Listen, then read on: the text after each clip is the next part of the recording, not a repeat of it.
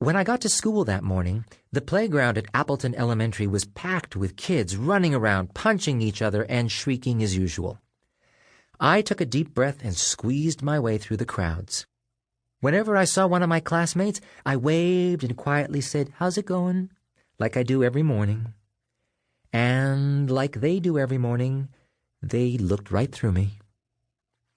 I plopped down on a large boulder at the far end of the schoolyard, sharpened a pencil, and began to draw in my secret superhero sketchbook.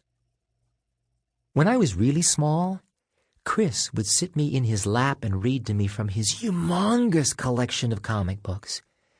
Even though I was too young to understand the stories, I was hypnotized by the pictures of the superheroes with their awesome powers. As soon as I could hold a pencil, I spent hours on the floor of Chris's bedroom, carefully tracing the characters in his comics. When I got a little older, I began to invent my own. My first sketches were pretty crummy, but eventually my scrawls began to take shape. First, I created Master Key, a crime fighter whose hands could transform into keys that could open any lock in existence. After that came Paper Boy, who could flatten his body until it was so thin that he could slip under doors. Since then, I've filled dozens of secret superhero sketchbooks, but I've never shown my drawings to anyone.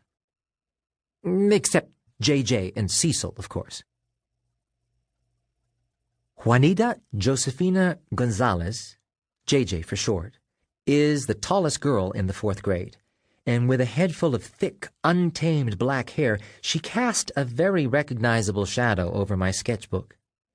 "Hey, JJ," I said without looking up. "Hey, Newt." She leaned over my shoulder and studied the picture. "Oh, I like this one. What's his name?" Wait! Cecil Butterworth shouted, racing across the playground. "Don't tell the story yet!" Cecil is the only kid in our class who is shorter and skinnier than I am, but what he lacks in size, he makes up for in volume. Once he joined us, Cecil clapped his hands and said, "All right, let's have it. Who's today's super freak?" I'm calling this one Guy Wire. He used to be a wimpy librarian, but after he was exposed to radiation from a meteorite, he discovered that he could stretch his arms and fingers and legs into steel wires and do cool things like turn his legs into springs and bounce anywhere he wants to go. "Sweet," laughed Cecil. "Highly commendable," JJ nodded. "Highly what?" Cecil raised an eyebrow. "Lady, sometimes I swear you swallowed a dictionary." JJ taught herself to read at the age of 3 with the help of a wooden alphabet puzzle and a really big brain. She hasn't stopped reading since. "Commendable just means deserving of praise," JJ explained. "Like Newt's drawing." "Well, I think it deserves a drum roll." Cecil pulled 2 drumsticks out of his backpack and did a quick rat-a-tat on the rock where I was sitting. Cecil's dream is to be a drummer. But until his parents break down, get earplugs, and buy Cecil a drum set of his own, he's determined to practice every chance he gets.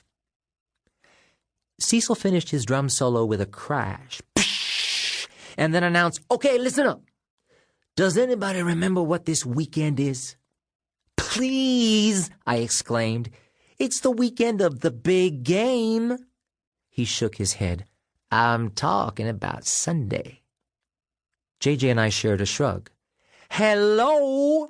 Cecil waved his arms about. "Can anybody say Halloween?" "Really?" I said. "This Sunday?" Ever since we met in 1st grade, JJ, Cecil, and I have always trick-or-treated together, but I guess I'd been so wrapped up in my brother's final big game that Halloween had slipped my mind. "You know what, guys?"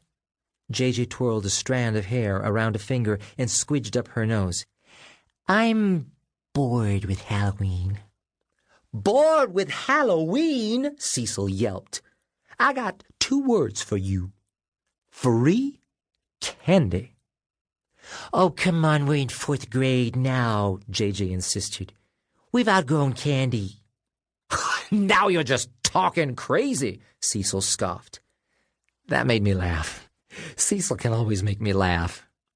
And besides, JJ added, our costumes suck. They always have.